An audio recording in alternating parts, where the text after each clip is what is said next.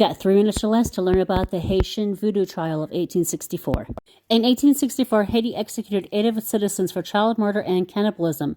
Haiti, since its French beginnings, has always had voodoo. It came with the slaves France brought over to the island to toil in the heat, and it flourished in the slave quarters. Catholic priests did not visit slave quarters, and French churches were not typically places slaves were allowed to worship on holy days. Voodoo was a thing that united all of the slaves, and in the revolt of 1791, the only successful slave revolt of the New World, was sparked by a secret voodoo meeting. And since nothing, especially a war, could have happened without the blessings of the high priestess, voodoo was definitely involved. In 1864, in the village of Bizaton, a low-life criminal named Congo Pele murdered his 12-year-old niece. For a case that surely had significant impact at the time, no court transcript survived. Suspicious? Oh yes.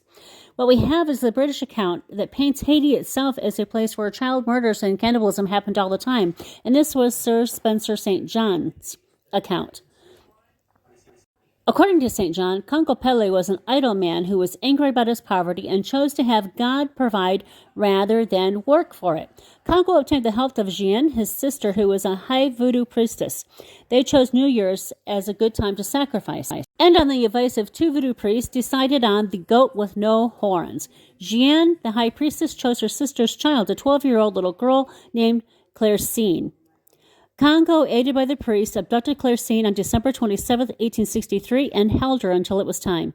On New Year's at midnight, a voodoo ceremony commenced where a 12-year-old Claircine was hung, flayed, decapitated, and dismembered, and then cooked and ate, her blood kept in jars.